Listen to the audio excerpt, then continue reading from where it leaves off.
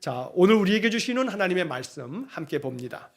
오늘 우리에게 주시는 하나님의 말씀은 마태복음 12장 22절에서 28절까지의 말씀입니다.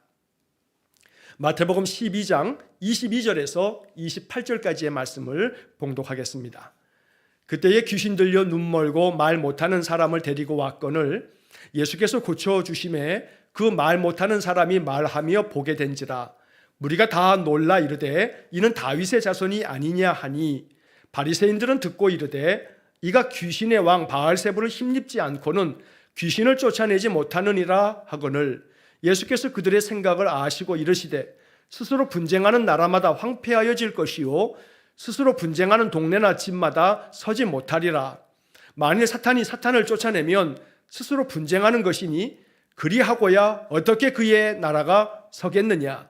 또 내가 바알세불을 힘입어 귀신을 쫓아내면 너희의 아들들은 누구를 힘입어 쫓아내느냐. 그러므로 그들이 너희의 재판관이 되리라.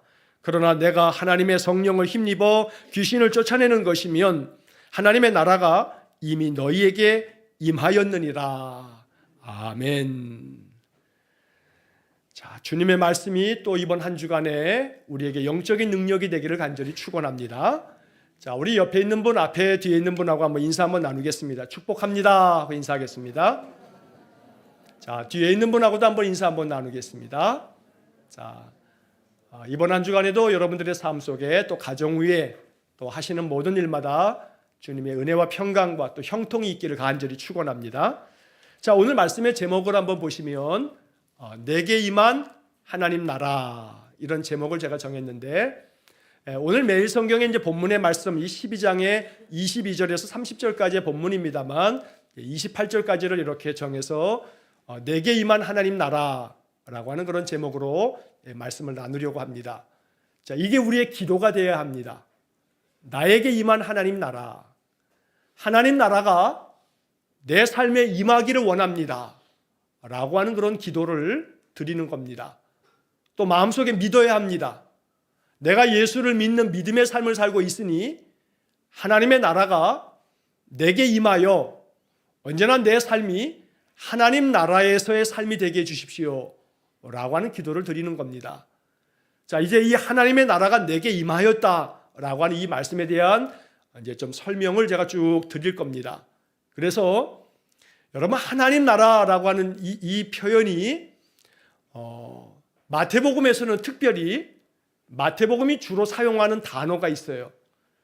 마가복음, 누가복음, 요한복음 각각 복음서마다 이 마태는 마태복음을 쓰면서 다른 복음서에는 없는 마태복음의 특별한 어떤 그런 단어들이 있어요. 단어.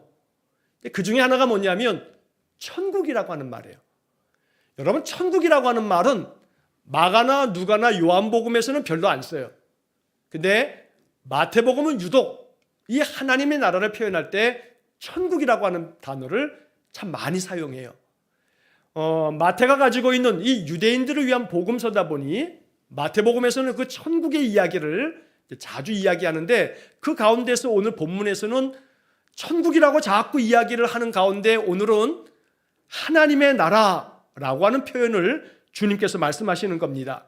28절 마지막 절을 보시게 되면 그러나 내가 하나님의 성령을 힘입어 귀신을 쫓아내는 것이면 하나님의 나라가 이미 너희에게 임하였느니라.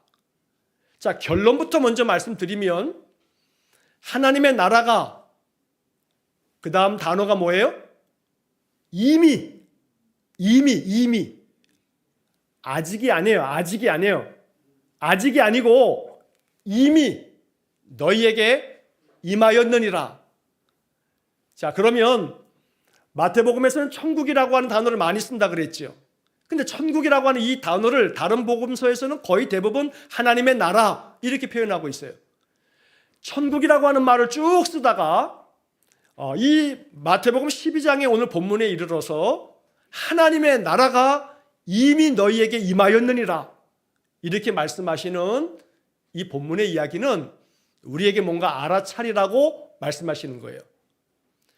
여러분, 천국 그러면 마음속에 우리의 안에 있는 이미지가 뭐냐면 천국 그러면 저 하늘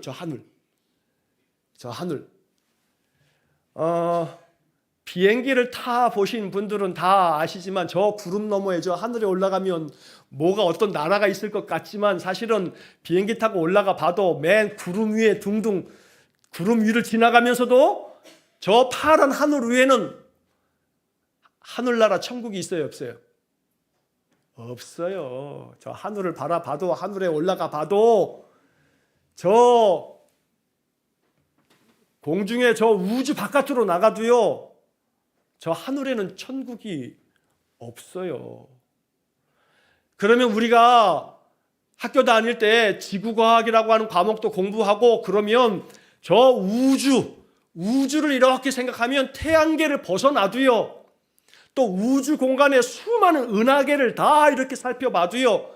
물론 인간이 은하계를 속속들이 다 바라볼 수는 없지만 그러나 여기 뭔가 하늘나라 하나님 나라가 있는 것 같은데 하고 이렇게 물리적으로 천체 만원경을 아무리 들여다봐도 우주 공간 안에 여기가 하나님 나라다 라고 이렇게 보여지는 공간은 없어 보여요. 지금까지는 우리 인간이 못 보는 것일지는 모르겠습니다만 그래서 여기서 이제 하나님의 나라라고 하는 이 이야기를 읽으면서 첫 번째로 우리가 생각해야 할 것은 하나님 나라를 자꾸 공간적인 장소로 생각하는 마음을 조금 접어두자고요. 왜냐하면 우리 인간에게는 이 공간이라고 하는 제약이 우리가 벗어날 수 없는 그런 어떤 제약이 되고 있어요. 우리는 이 공간의 틀에 갇혀 사는 거예요. 여러분 여러분들이 손오공이에요? 그냥 이렇게 뭐 하나 탁 불면 여기 갔다 저리 갔다 막 왔다 갔다 해요? 그럴 수 없어요. 축지법을 쓰듯이 여기 있다 동해 번쩍 서해 번쩍 홍길동이에요? 아니 그럴 수가 없어요. 우리는 철저히 공간의 제약을 받고 살아가요. 그러다 보니 이 공간이라고 하는 측면에 있어서는 우리는 사실은 이해할 수 없는 많은 것들이 있어요.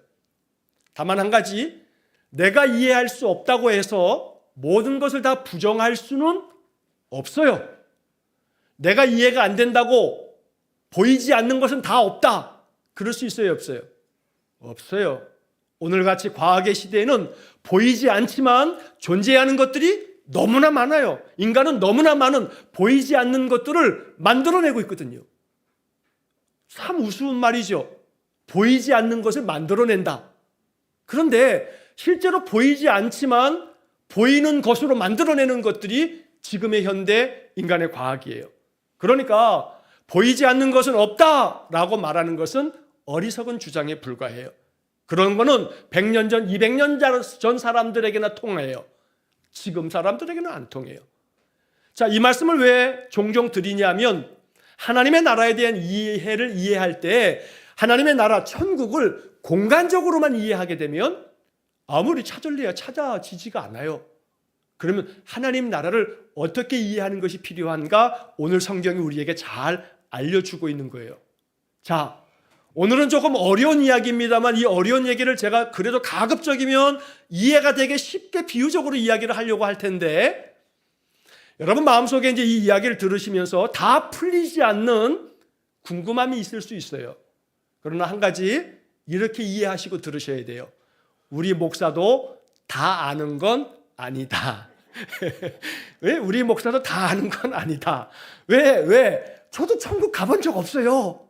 아니 가본 적도 없는 천국을 저보고 얘기하라 그러면 돼요? 안 돼요?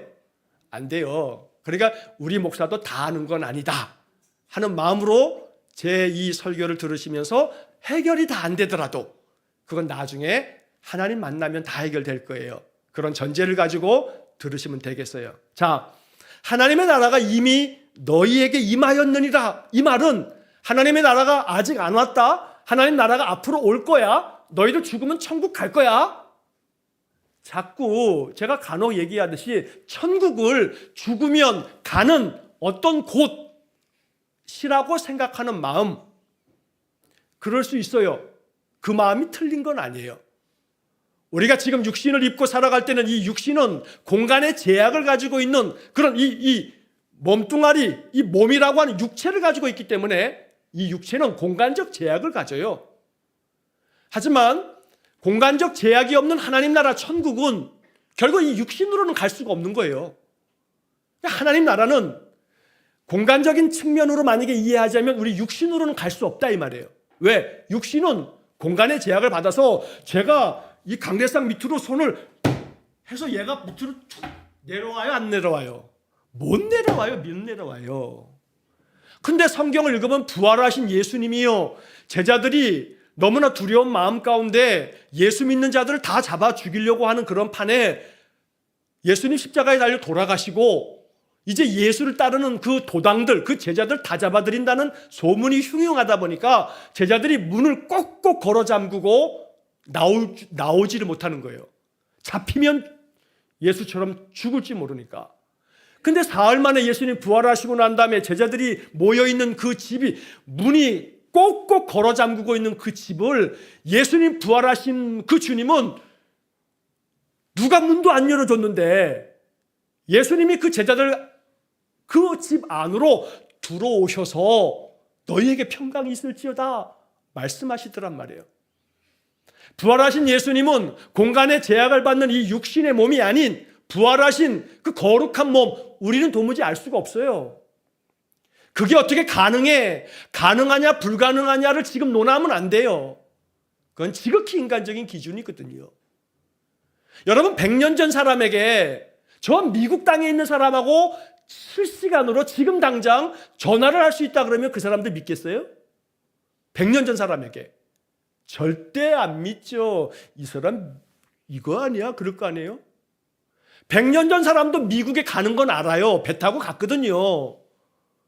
근데 그 미국에 있는 사람하고 지금 얘기를 할 수 있다, 그 사람 목소리를 들을 수 있다 그러면, 대화할 수 있다 그러면 그 사람 너 이거 아니냐? 그럴 거예요. 100년 전 사람에게는. 근데 지금 오늘 이 21세기를 사는 우리에게 이 얘기를 하면서 이거 믿어져? 야, 이거 정말 대박 아니야? 그러면 오히려 그 사람한테 야, 너 이거 아니냐? 그러지 않겠습니까? 마찬가지로 육신의 제약을 도무지 벗을 수 없는 지금 현재 인간이 어떻게 문이 꼭꼭 걸어 잠고 있는데 부활하신 예수님이 거기로 쑥 들어오시냐 이 말이에요. 왜? 우리는 지금 공간의 제약을 벗어날 수 없는 몸을 가지고 있거든요. 우리의 지금 이성과 상식과 과학으로는 도무지 설명될 수 없는 이야기예요. 내가 이해가 안 되면 다 부정해야 되는 게 맞아요? 내가 알 수 없으면 다 틀린 거예요? 아니거든요. 그러니까 성경의 이야기를 우리는 지금 알 수 없지만 이 성경이 진리의 말씀으로 믿는 게 믿음인데, 부활하신 예수님의 몸은 우리가 가지고 있는 이 육신의 몸이 아니다 보니 무언가 공간과 시간을 초월해 있는 그러한 거룩한 몸을 입으셨던 거예요. 자, 그렇기 때문에 하나님의 나라를 이해할 때 공간적 개념으로서의 이해는 너무나 우리의 제한된 인간이 이해할 수 없는 영역이다 라고 하는 생각을 먼저 갖는 거예요. 공간적인 의미에서 천국이 어디에 있는지 우리는 알 수가 없어요. 사도 바울이 그의 서신에서 삼층천을 다녀왔다. 이것도 사실은 2000년 전의 사도 바울의 그 상식 속에서는 삼층천, 셋째 하늘이라고 성경에 표현되어 있습니다만 지금 우리의 이 과학의 시대에는 이해가 안 되는 표현이에요. 자, 그래서 공간적인 하나님 나라 천국은 지금 오늘 우리로서는 이해할 수 없는 영역이다 하고 정리하는 거예요. 공간적인 의미에서 하나님 나라는 지금 나는 이해할 수 없는 영역이다. 그런데 한 가지 여러분 재미있는 것은요, 기독교 신자든 불자든 또 어떤 종교를 가지고 있는 사람이든 아니면 종교가 없는 사람이라 할지라도 사랑하는 가족이 세상을 떠나면 모두가 다 이구동성으로 뭐라고 이야기해요? 좋은 곳으로 가. 좋은 곳으로 가세요. 유물론자들도요, 영혼은 없어, 죽으면 끝이야 라고 굴뚝같이 믿고 사는 그 유물론자들도요, 사랑하는 가족이 죽으면요 좋은 곳으로 가세요 그래요. 아니, 좋은 곳으로 가는 거, 좋은 곳을 절대 믿지 않는 사람들이 말해요. 이 말은 뭐냐면 모든 인간들에게 가지고 있는 이 공통의 관심과 소망의 바람이 있는 거예요. 인간의 그 본질이 좋은 곳, 죽으면 어딘가 좋은 곳으로 간다라고 하는 기대와 소망이 모든 인간에게 종교가 있든 없든 있는 거거든요. 근데 성경은 그걸 알려주고 있는 거예요. 그게 바로 하나님의 나라다. 그런데 그 하나님의 나라를 공간적으로 그 하나님의 나라가 어디 있느냐? 우주 공간 안에 요 지점이 여기서부터 하나님의 나라야 라고 하는 그 공간적인 이해는 오늘 우리는 할 수 없다. 모른다. 자, 여기서 이제 1차적으로 공간적 하나님의 나라에 대해서는 우리가 알 수 없다. 지금은 알 수 없다. 이렇게 이제 하나 정리해 두고, 자, 또 하나의 하나님의 나라가 있어요. 그러니까 공간적인 하나님의 나라는 아직 임하지 않았다 말할 수 있어요. 내가 아직 가본 적이 없으니까. 아직 임하지 않았다. 여기에 이제 아직이라고 하는 신학적인 단어를 쓰는 거예요. 신학교에서요, 하나님의 나라를 배울 때 신학교에서 배우는 하나님의 나라는 두 가지의 단어를 배워요. 하나는 아직, 하나는 이미. 아직, 이미. 아직 오지 않았다, 하나님 나라가. 왜냐하면 내가 아직 가본 적이 없으니까. 아직 오지 않았다. 두 번째, 이미 왔다. 이제 오늘 본문의 이야기에서 이 이야기를 하려고 하는 거예요. 여러분, 하나님의 나라는 이미 왔어요. 내게 임한 하나님의 나라예요. 임할 하나님의 나라가 아니고. 임한. 니은하고 리을은 다르죠. 나에게 임할 하나님의 나라가 아니라 나에게 임한 하나님의 나라라 이 말이에요. 그래서 오늘 우리는 이 이야기 속에서 하나님의 나라가 나에게 이미 아직이 아니고 이미 임하였다라고 하는 것을 배우는 거예요. 이 말씀에서 들어야 되는 거예요.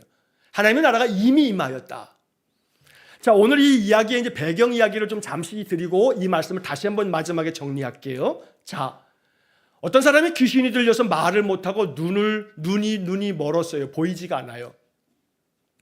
이게 단순히 어떤 그런 시신경의 문제 때문에 아니면 여기 뭐 귀 안에 있는 고막의 문제, 뭐 어떤 이 듣는 기관의 문제 때문에 문제가 발생한 게 아니라 귀신 들려서 눈 멀고 말 못하는 사람이라고 성경이 돼 있어요. 그러면 이제 귀신 들렸다라고 하는 것에 대한 우리의 궁금증과 우리의 해소되지 않은 문제가 있지요. 여러분, 귀신이 들렸다라고 하는 것을 정신과적인 질환을 같이 이렇게 같은 것이라고 생각하면 안 돼요. 정신건강의학과에서 다루고 있는 여러 가지 많은 병명들은 우리의 이 육체 안에 뇌가 있고 뇌로부터 나오는 많은 호르몬들이 수많은 작용들을 벌이면서 이 정신이라고 하는 이 기분과 감정이라고 하는 수많은 이 역할들이 여기서 만들어지거든요. 그러니까 몸이 아플 수 있는 것처럼 이 뇌 안에 있는 수많은 세포와 호르몬들의 많은 작용들이 여러 가지 이렇게 조금씩 작용이 잘 되지 않으면 나타나는 것이 이제 정신건강의학과에서 다루는 많은 질병의 내용들이에요. 이거하고 귀신 들린 것하고는 달라요. 자, 귀신이라고 하면 우리는 전통적으로 뭘 생각하냐면 전설의 고향. 지난번에도 말씀드렸습니다만 전설의 고향을 자꾸 머릿속에 떠올려요. 남양 특집 구미호. 그러면 뭐 항상 귀신은 하얀 소복을 입고 남자 귀신보다는 여자 귀신이 많고 긴 머리를 앞으로 다 내리면서 머리카락이 싹 옆으로 지나가면 그냥 이빨이 이렇게 피 묻은 이빨을, 그건 사람이 공포감을 만들어내기 위해서 만들어낸 이미지에 불과해요. 귀신은 그런 존재가 아니에요. 귀신은 영적 존재예요. 영적 존재다라고 말하면 그 영적이라고 하는 것을 말로 표현하기가 참 어려워요. 한마디로 말하면 영적이라고 하는 것은 보이는 물질적인 어떤 세계가 아니라는 거예요. 보이는 세계가 아닌 거예요. 여기서 잠깐 이제 예수님이 요한복음에서 말씀하셨던 비유적 말씀을 드리자면, 바람이 눈에 보여요? 나는 바람을 본다. 난 바람이 이렇게 싹 부는 걸 난 보는 사람이야. 이분은 조금 아주 특별한 능력이 있든지 아니면 이분은 뭔가 조금 과대망상이 있든지 그럴 거예요. 바람이 눈에 보이지 않아요. 근데 바람은 보이지 않지만 또 보이기도 해요. 뭐를 통해서 보여요? 뭔가 사물이 흔들리는 걸 통해서 봐요. 그죠? 보이지 않는 바람이 어떻게 보여지느냐 하면 어떤 사물이 흔들리는 걸 통해서 봐요. 또 그 사물 중에 하나가 내 피부예요. 피부.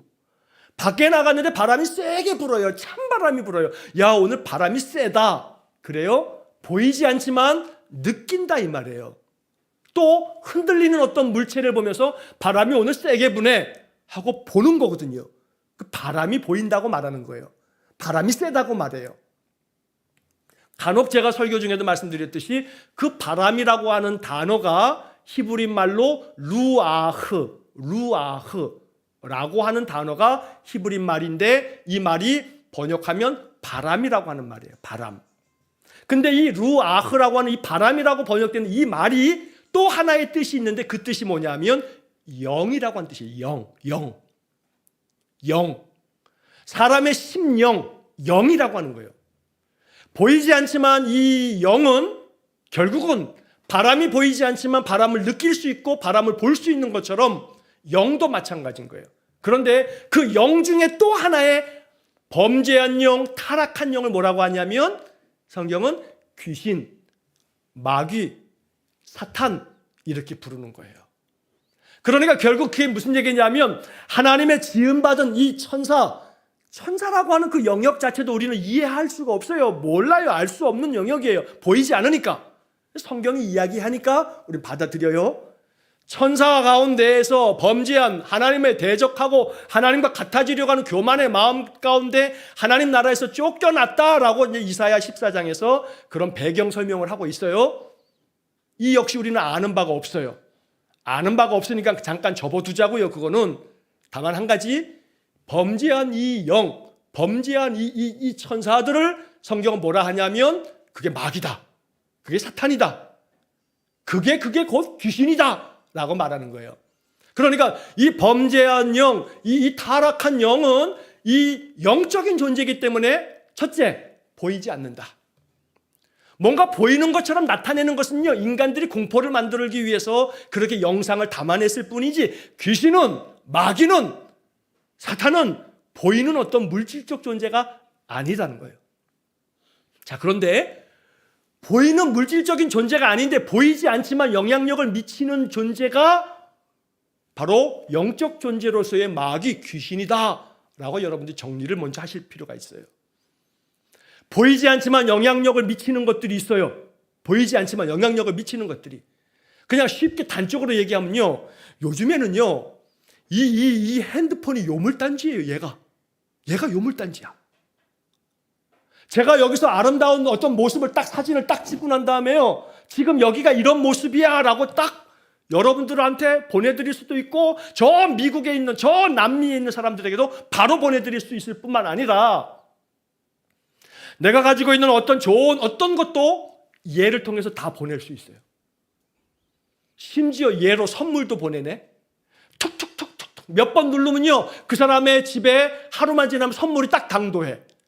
인간이 만들어내는 기술이 어마어마해요. 자, 보이지 않는 어떤 것을 통해서 뭔가를 움직이게 만들고 있잖아요. 나는 분명히 핸드폰에서 손가락으로 몇 번 뚝뚝뚝뚝 눌렀는데 내 통장에서 돈이 나가고요, 그 사람한테 어떤 물건이 가고요. 나는 아무 말도 한 게 없는데 나는 이 스마트폰에 손가락만 몇 번 뚝뚝뚝뚝 눌렀는데 어떤 사람이 그 사람 집에다가 내가 원하는 물건을 갖다 주기도 하더라 이 말이에요. 여러분 지금 이런 얘기 다 이해하죠? 혹시 이거 이해가 안 돼요? 이거 이해 다 되죠? 이해가 다 돼요. 근데 20년 전 사람들은 이해가 안 돼요. 20년 전 사람들은. 스마트폰이 이게 만들어진 게 20년이 안 돼요. 20년 전의 사람들은 이해가 안 되는 얘기예요. 핸드폰에서 몇 번 뚝뚝뚝뚝 누르면 누군가에게 물건이 다 간다. 이해할 수 없는 그런 영역인 거예요. 인간의 과학이 이만큼 발전되어져 가고 있는데 성경은 우리에게 뭘 얘기하냐면 보이지 않는 어떤 영적 존재가 뭔가 사람에게 영향을 미치는데 말을 못하게 하고 눈을 보지 못하게 하더라. 단순히 이 글자가 담고 있는 표면적인 이야기에 자꾸 이렇게 마음을 집중하지 마세요. 이 이야기 속에 담겨져 있는 그 내면을 보셔야 돼요. 내면을 보셔야 돼요. 귀신은요 무서운 존재가 아니고요, 내 마음속에 자꾸 영향을 미치는 존재예요. 이렇게 정리하셔야 돼요. 내 마음에 무서운 공포감을 주는 게 귀신이 아니고요, 내 마음에 영향을 주는 존재가 귀신이에요. 영적인 존재는요. 어떤 영향을 주냐 하면 나로 하여금 나쁜 영향을 주는 존재가 귀신이에요. 마귀예요. 사탄이에요. 자, 이 나쁜 영향을 주는 존재가 보이지 않지만, 계속 제가 말씀드리죠. 보이지 않지만 없다고 말하는 것은 오늘날 이 과학시대에는 어리석을 때가 많다고. 보이지 않는 어떤 존재가 나에게 어떤 영향력을 미친다라고 하는 이야기를 성경은 뭐라고 표현하는 거냐면, 귀신이 말을 못하게 하고 보지 못하게 하더라. 오늘 이야기는 그런 얘기를 하고 있는 거예요. 결국은 눈이 떠 있지만, 눈을 떠놓고 있지만 보지 못하는 것들이 있고요, 듣지 못하는 것들이 있어요. 누가요? 제가요. 또 여러분들이요. 저 사람은 나를 사랑하고 나를 아끼고 나를 참 위하는 마음이 있는데 그 사람의 그 사랑의 마음을 내가 못 봐. 내 눈에 안 보여. 그러니까 나는 저 사람이 그렇게 사랑의 마음으로 하고 있는 것임에도 불구하고 그걸 사랑의 마음으로 볼 줄 모르니까 자꾸 그냥 틱틱거리고 그냥 뭔 소리가 나갈 때마다 나는 멋된 소리만 나가고, 결국은 나는 육신으로는 눈을 떠 있지만 내 영은 어떻게 된 거예요? 못 보는 자예요. 못 보는 자. 그 사람은 나를 위해서 하는 말인데, 그 사람은 나를 위해서 정말 진심으로 그런 말인데 내 귀가 못 들어. 저거 왜 나를 꼬냐? 저거 왜 나한테 졌다고 소리하지? 근데 그 사람은 진심으로 나를 위한 말이었는데 나한테 그렇게 안 들려. 안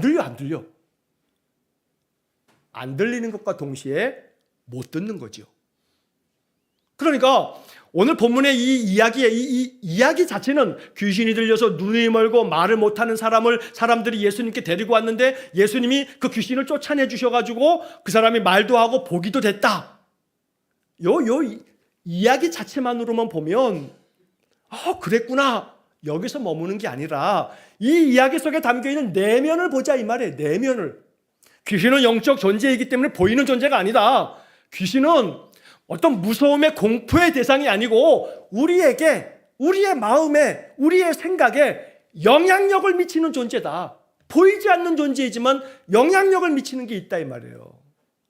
근데 아주 못된 영향력을 미쳐가지고 자꾸 뭔가의 관계를 깨트려버리는 존재, 둘로 쪼개는 존재. 이게 뭐냐면 이게 귀신이다. 이게 영적 존재로서의 마귀다. 뭘 깨트리냐면 자꾸 하나님에 대한 우리의 믿음을 깨트려버려요. 어떤 일이 있든지 간에 그 일 때문에 자꾸 마음속에 에이구, 내가 예수를 믿어야 되나 말아야 되나 에서부터 시작해서 하나님에 대한 믿음이 자꾸 안 믿어지는 거예요. 마음속에. 잘 믿다가도 안 믿어져. 믿고 싶지가 않아져. 하나님이 날 사랑한다고 개뿔 뭘 사랑은 뭔 놈의 사랑, 그러면 내가 이 모양 이 꼴로 사나 하는 마음이 자꾸 불신앙이 생겨져요. 누가 영향을 미친 거예요? 뭔가가 영향력을 미친 거 아니겠어요? 제가 여러분들에게 지금 영향력을 한번 미쳐볼게요. 여러분, 맛있는 사과가 있는데 이 사과가 너무 달콤하고 새콤하고 너무너무 맛있어요. 또 맛있는 포도가 있는데요. 요즘에 뭐 샤인머스켓? 얼마나 당도가 좋은지 너무너무 맛있네요. 자, 이 포도를 먹으면서 비행기를 타고서 우리 어디로 갈까요? 파리로 갈까요? 가본 적도 없는 파리지만, 자, 미국으로 한번 건너가 볼까요? 가본 적도 없는 미국이지만, 자, 이렇게 말씀드리는 순간 파리에 가본 적이 있으신 분들, 미국에 가본 적이 있으신 분들, 일본에 한번 갈까요? 일본에 가본 적이 있으신 분들은 이미 마음속에서 그래, 일본이요, 내가 거기 그때 이렇게 갔었지. 여러분들의 마음속에 지금 그런 생각이 떠오르셔요? 떠올라요? 안 떠올라요? 대답 좀 해봐요. 그래, 안 가봤으면 몰라요? 그래, 안 가봤으면 모르지만 파리, 또 아니면 미국, 저 프랑스, 그러면 그거 머릿속에 생각해요, 안 생각해요? 생각하죠, 지금. 여러분하고 저 사이에 어떤 작용이 있었어요? 물리적인 작용은 아무것도 없었어요. 다만 제가 말했는데 여러분들이 제 말을 들었을 뿐이에요. 들었는데 사과를 얘기할 때 여러분들 사과를 생각하고 있고, 제가 포도를 얘기할 때 여러분들 포도를 생각하고 있어요. 제가 그 사과, 포도라고 하는 말을 하기 전까지는 여러분들의 머릿속에는 사과, 포도 아무런 생각이 없었는데 제가 말함과 동시에 여러분들의 머릿속에 사과, 포도, 저 프랑스 파리, 저 미국 이런 생각이 머릿속에 들어가 있더라 이 말이에요. 나에게 생각에 영향을 미치는 어떤 작용. 근데 그 작용이 내 생각을 자꾸 아프게 만들어. 내 생각을 더 불안하게 만들고 내 생각을 더 낙심하게 만들고 괜찮았는데 자꾸 마음속에 부하가 치밀어 올라가지고 생각하면 생각할수록 그놈의 새끼를 그냥 생각하면 생각할수록 그러면 어떨 때는 내가 생각 안 하고 있는데도 불구하고 지금 제가 이렇게 말씀을 함으로 말미암아 여러분들의 마음속에 생각이 들어가 있지요. 생각하면 생각할수록 나는 가만히 있는데 뭔가 자꾸 나로 하여금 생각하게 만드는 어떤 존재가 있더라 이 말이에요. 근데 그 존재가 자꾸 나를 병들게 하고 나를 아프게 하고 나에게 상처를 주고 낙담하게 하고 짜증나게 하고 미움과 원망을 갖게 하고 마음에 분노하는 마음을 갖게 하고 자꾸 그 마음이 증폭되다 보면 증오심과 함께 죽이겠다, 죽여야겠다, 죽여버리는 살인까지 가는 거예요. 세상이 지금 그렇게 가고 있어요. 세상이. 왜? 무언가에 홀린 것처럼. 너 뭐에 홀린 것 같다. 우리가 우스갯말처럼 하는 그 말 속에는 굉장히 씨가 담겨 있는 거예요.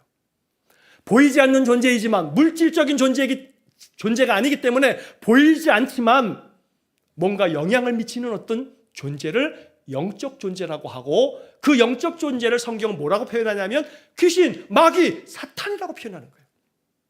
근데 얘네들은 주로 뭘 하냐면 깨뜨리고 나누고 우리에게 많은 악한 영향력을 미친다 이 말이에요. 보지 못하게 하고 듣지 못하게 하고 대표적으로 오늘 본문의 이야기처럼. 자, 그러다 보니 바리새인들이 예수님에게 시비를 거는 거예요. 야, 예수가 저 귀신을 쫓아내는 거 보니까 귀신의 왕 바알세불이 귀신의 왕이거든요. 그렇게 불렸어요. 그렇게 부르고 있어요. 귀신의 왕을 힘입어가지고 귀신을 쫓아내는가 보다. 그랬더니 예수님이 그 얘기를 듣고 그들의 마음의 생각을 아시고 대답해 주신 이야기가 오늘 본문의 이야기예요. 야, 생각해봐라. 만약에 귀신의 왕을 힘입어서 내가 귀신을 쫓아내는 거면 자기들끼리 싸우면 그 나라가 되겠냐? 아니, 자기 나라끼리 싸우면 그 나라가 되겠냐? 마찬가지로 귀신의 왕이 왜 귀신하고 싸우냐? 그 말이 안 된다. 니네의 말 자체가 논리적으로 말이 안 돼 하고 예수님이 아주 매우 논리적으로 대답하시는 거예요. 예수님은 논리적이신 분이에요. 신앙은 대단히 논리적이에요. 신앙은 무조건 믿어. 그냥 믿으면 돼. 그건 아니에요. 신앙은, 성경은 대단히 논리적인 책이에요. 성경의 어떤 이야기든지 간에 매우 논리적으로 우린 성경의 이야기를 이해할 수 있어요. 예수님은 매우 논리적으로 야, 내가 귀신의 왕을 힘입어서 귀신을 쫓아낸다고 니네들 말하는데 가만히 따져보자. 야, 자기네끼리 싸우면 그게 그 나라가 되겠냐? 귀신의 왕이 왜 자기 부하 귀신들을 싸워가지고 쫓아내냐? 이건 니네들이 말 자체가 논리적으로 말이 안 돼. 자, 그 다음에 야, 너희 바리새인들 중에서도 신실한 사람들은 귀신을 쫓아내지 않더냐? 그럼 그 사람들은 뭐냐? 하고 신실한 바리새인들 중에서도 귀신을 쫓아내는 사람들이 있었던 거거든요. 그 예수님이 이 이야기를 들려주시면서 그러면 그 사람들이 너희의 재판관이 될 거다라고 하는 이 이야기는 그 사람들도 그렇게 신실한 하나님에 대한 믿음으로 악한 영을 대적하는 능력을 발휘하더라 하고 이렇게 예수님이 대답하신 거예요. 자, 그리고 난 다음에 이제 하시는 말씀의 이제 결론이 이제 오늘 마무리 이야기입니다. 자, 27절의 마지막에 이제 뭐라고 이야기하냐면 그러므로 그들이 너희의 재판관이 되리라. 그리고 28절에 그러나 내가 하나님의 성령을 힘입어 귀신을 쫓아내는 것이면 여기에 중요한 결론이 있어요. 내가 하나님의 성령을 힘입어 귀신을 쫓아내는 것이면 하나님의 나라가 이미 너희에게 임하였느니라. 여기서 첫째, 예수님은 귀신을 쫓아내는 이 이야기를 뭐라고 표현한 거냐면 하나님의 성령을 힘입어서 귀신을 쫓아낸다 라고 말씀하고 계세요. 자, 제가 오늘 이 1시간 동안에 어떤 말씀을 드리고 있어요? 귀신이라고 하는 영적 존재를 물질적 존재로 자꾸 이해하려고 하지 마세요. 귀신은 물질적 존재로 전설의 고향에 나오는 그런 어떤 귀신들의 모양처럼 나타나는 존재가 아니에요. 귀신은 보이지 않는 영적 존재인데 우리의 마음속에 자꾸 생각을 집어넣어줘요. 생각을 자꾸 건드린다 이 말이에요. 그래서 요한복음 13장 2절의 말씀에서 마귀가 가려진 그 심은 유다의 마음속에, 가려진 유다의 마음속에 예수를 팔 생각을 넣었더라 하고 말씀하고 있어요. 마귀가 유다의 마음속에 예수를 팔 생각을 넣었다. 이게 요한복음 13장 2절에 나오는 말씀이에요. 자, 이제 처음에 말씀드렸던 이야기하고 다시 이제 합쳐서 이제 결론을 이제 말씀드립니다. 바람이 눈에 보여요? 안 보여요. 하지만 바람이 어떻게 알 수 있냐면 뭔가 흔들리는 걸 보고 알 수 있어요. 내 피부가 느껴요, 바람을. 즉, 바람은 눈에 보이지 않지만 바람으로 말미암아 나타나는 어떤 작용을 통해서 우리는 알게 되는 거예요. 영적인 존재도 마찬가지예요. 영적인 존재를 알 수는 없지만, 볼 수는 없지만 그 영적인 존재의 작용을 통해서 아는 거예요. 어떤 작용이요? 유다에게는 예수를 팔 생각을 집어넣어줬어요. 우리의 마음속에도 자꾸 생각을 집어넣어요. 여러분들의 마음속에 자꾸 생각을 집어넣는다 이 말이에요. 그러니까 우리가 신앙 안에서 영적인 삶을 살 때 여러분들의 생각 속에 마귀가 자꾸, 귀신이 자꾸 이미지가 귀신 그러면 자꾸 이미지를 영화 속의 이미지로, 이 텔레비전 드라마 이미지로 자꾸 이렇게 오버랩을 시키면 안 돼요. 마귀가, 영적인 존재가 내 마음속에 생각을 집어넣어요. 자꾸 오해하게 만들어요. 자꾸 갈등하게 만들어요. 어떤 상황을 증폭시켜서 더 미워하게 만들어요. 어떤 상황을 더 엄청나게 증폭시켜서 내 마음에 못 견딜 것처럼 나의 마음을 만들어요. 그래서 내 삶의 그 어떤 하나하나가 다 마음의 고통처럼 다가와요. 마귀는 자꾸 내 마음속에 너만 고통을 당하는 거야. 하나님이 너만 사랑하지 않는 것 같지 않니? 다른 사람들은 다 문제가 없는데 너만 그렇게 아픈 것 같지 않니? 하는 생각이 자꾸 마음속에 들어와요. 알아차리셔야 돼요. 보이지 않는 영적 존재가 내 마음에 생각을 집어넣어서 나에게 악한 영향력을 미치는구나. 왜냐하면 그런 생각은 자꾸 하나님에 대한 불신앙이 되고 마음 가운데 자꾸 마음의 괴로움이 쌓여지게 되면 인생의 문제를 해결할 힘이 없어지거든요. 마음이 자꾸 낙담하게 돼요. 마음이 불안과 초조 가운데 휩싸이게 돼요. 그래서 마음이 여유가 없어져요. 성령 충만하면요, 성령 충만하면 마음에 여유가 생겨요. 삶은 바뀐 게 없는데 성령 충만하면 마음이 평안함이 찾아와요. 문제될 것이 투성인데도 불구하고 성령 충만하면 성령이 내 마음속에 가득 내 마음의 생각에 평안을 주셔요. 이렇게 성령께서 내 마음 가운데 오셔서 내 마음속에 있는 그 모든 못되고 악한 생각들을 다 몰아내 버리고 내 마음속에 말할 수 없는 평안을 가져다 줄 때 여러분은 알아차리시면서 선포하셔야 돼요. 하나님의 나라가 내게 임했구나. 하나님의 나라가 내게 임했구나. 이제 결론으로 이제 말씀을 드립니다. 나라라고 하는 것은 법이 통용될 때 그게 나라예요.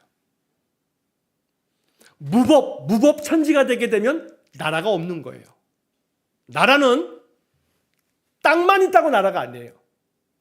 거기에 사람만 있다고 나라가 아니에요.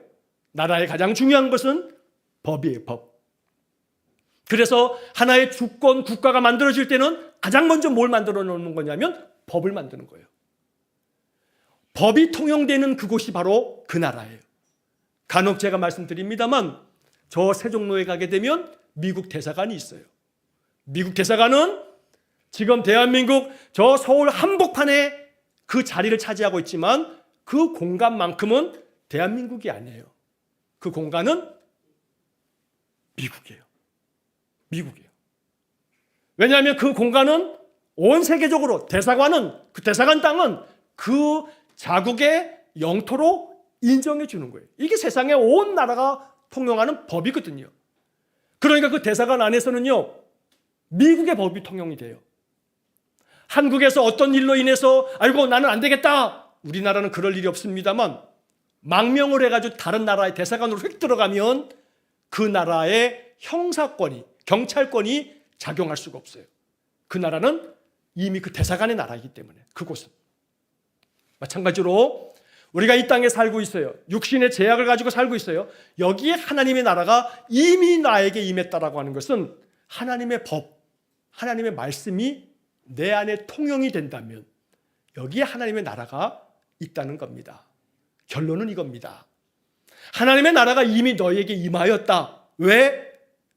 너희들에게 영향을 미쳤던 그 어떠한 생각도 어떤 권세도 다 사라지고 지금은 예수 그리스도께서 명하신 말씀대로 너희들의 마음속에 너희들의 삶 속에 하나님의 말씀으로 가득 채워졌으니까 하나님의 법이 통용되는 하나님의 나라가 너희 안에 이루어졌다 말씀하고 계시는 겁니다.